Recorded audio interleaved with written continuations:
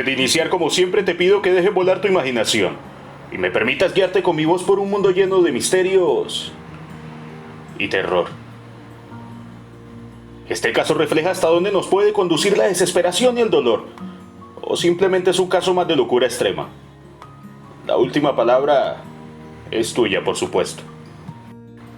María Trinidad vendía tamales. Su caso despertó gran curiosidad porque, ante la falta de justicia, decidió hacer frente a su marido. El 20 de julio de 1971, la historia de María Trinidad Ramírez Poblano, una mujer humilde que vendía tamales en la colonia Portales, llenó los titulares a la prensa sensacionalista en la Ciudad de México. Madre soltera de 5 niños, se casó con Pablo Díaz. Ella pensaba que ahora sí, ya estaba completo su hogar. En un principio se sentía protegida, pero pronto toda esa estabilidad que pensaba que había encontrado se fumó, pues comenzó a vivir un verdadero infierno al lado de su nuevo esposo. El trasfondo del crimen eran pobrezas, carencias afectivas, abusos, maltrato infantil y las condiciones desafortunadas en las que vivía toda la familia. Una noche, como ya era costumbre, el marido golpea brutalmente con un cinturón a 3 de sus hijastros más pequeños, dejándoles marcas en el cuerpo que se sumaron a las hechas en días anteriores. Les prohibió cenar en castigo porque habían manchado unas cuantas prendas limpias al saltar sobre la cama. Tanto fue el rencor de María Trinidad que decidió matar a aquel hombre, mientras escuchaba los lamentos de sus pequeños niños. Después del llanto de los niños llegó a la cama, pero la decisión sobre aquel hombre ya estaba tomada. Los niños agredidos dormían en otra habitación, así que tomó el bate de béisbol y le propinó el primer golpe en el cráneo a aquel hombre que dormía frente al televisor. El padrastro de los niños no tuvo tiempo de reaccionar a un segundo batazo que lo hirió de muerte, el cual lo hizo convulsionar, lo que asustó a la tamalera. Temerosa de que el hombre se levantara y la asesinara, si fallaba en el homicidio, le propinó otros 2 golpes más. Este ya estaba cubierto de sangre y no podía respirar. El hecho de haber matado a batazos a su marido y al verlo lleno de sangre, la tamalera se angustiaba y daba paso a la desesperación porque sus hijos podrían sorprenderla.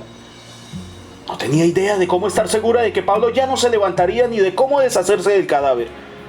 Así que se decidió por una sola idea de tantas que pasaron por su cabeza: descuartizar con un hacha el cuerpo de su esposo, posiblemente a este punto cegada por algún desequilibrio emocional. El hacha se la había pedido prestada a una vecina en la vecindad en la cual habitaban en ese entonces, explicando que la necesitaba para partir el ocote que iba a utilizar para encender el brasero. Una vez que descuartizó el cuerpo, lo metió en costales, en los que guardaba las hojas para preparar tamales. Fue así como lo pudo trasladar en varios viajes, dejándolo en diferentes rumbos. En la madrugada de un día domingo, terminó su obra La Tamalera.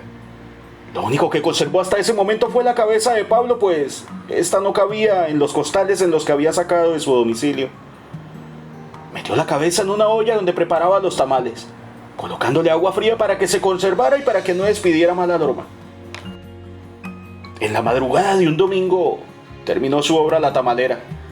Lo único que conservó hasta ese momento fue la cabeza de Pablo, pues esta no había cabido en los costales que ya había sacado de su domicilio. Así que metió la cabeza en una olla donde preparaba los tamales, colocándoles agua fría para que ésta se conservara y no despidiera mal aroma. Seguramente los niños no tardarían en descubrir aquella olla. Ya no tuvo oportunidad de abandonar aquellos restos del cuerpo que ahí se encontraban. Como todos los fines de semana, la mujer vendió tamales frente a una panificadora en Ermita, Iztapalapa, casi esquina con Emiliano Zapata. Más de 200 tamales vendía a diario. El lunes 19 de julio estalló el escándalo. Una parte de los restos del peluquero fueron encontrados al lado de una casa marcada con el número 508, en la calle Sur 71A de la colonia Justo Sierra, al sur de la capital del país. Una empleada doméstica había movido los costales, pensando que eran pollos muertos, pero al ver que se trataba de restos humanos dio aviso inmediatamente a las autoridades. Pasados los días, estas mismas localizaron en un lote baldío otro costal con las 2 piernas y 2 brazos. Los perritos identificaron por sus huellas dactilares, pues Pablo Díaz tenía antecedentes penales por robo, así que fue fácil identificarlo. Rápidamente fue fácil dar con el domicilio del occiso. Todas las pistas apuntaban a su esposa, así que llegaron al domicilio en Pirineos número 15. Se encontraron un hacha, una cegueta y una sierra, todas ensangrentadas, pero la mayor sorpresa aún se encontraba por descubrir. La cabeza del hombre dentro de una olla con agua fría. De acuerdo con la historia recopilada por los escritores y los medios de la época, por la ocupación de la mujer se especuló sobre la posibilidad de que ella hubiera usado la carne del cuerpo de su esposo para cocinar los tamales que vendía. Se creía que la cabeza había sido hervida para la venta de los mismos, pero esta versión nunca fue confirmada. La primera hipótesis fue que sus familiares más cercanos le habían ayudado a cercenar el cuerpo con el hacha, para luego ponerlo en los costales y trasladarlo donde fueron abandonados sus restos, ya que algunas partes como el torso estaban demasiado pesadas, pero ella se declaró como la única autora del crimen. Los encabezados de los periódicos, las noticias de aquellos tiempos era la misma: la tamalera asesina hirvió la cabeza en el bote de tamales. Lo que hacen los criminales con sus horrendos afanes. Desde ayer en restaurantes nadie prueba los tamales. El 29 de junio de 1971, María fue condenada a 40 años de prisión por homicidio, violación a la Ley General sobre Inhumaciones y profanación de cadáver. Finalmente terminó pagando 20 años en el Centro de Reclusión Femenil de Texpepán, Xochimilco, y en Santa Marta, Acatitla. María Trinidad nunca distorsionó su versión de los hechos.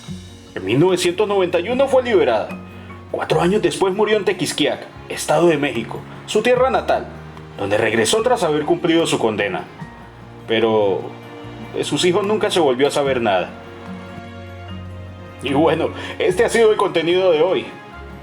Por favor, déjame saber en la caja de comentarios qué piensas al respecto. Si fue simplemente defensa, fue un caso de desesperación, de dolor o todas las anteriores, o simplemente María Trinidad ya tenía un caso de locura extrema para llegar tan lejos. Como dije al principio, la última palabra es tuya. No olvides suscribirte, compartir el contenido, recomendar el canal con tus compañeros si el contenido es de tu agrado y darle al like. Además, no olvides activar la campanita de notificaciones. Es de vital importancia para que no te pierdas mi contenido. Un abrazo para todos, chicos, que tengan buena noche. Si es que pueden, bye.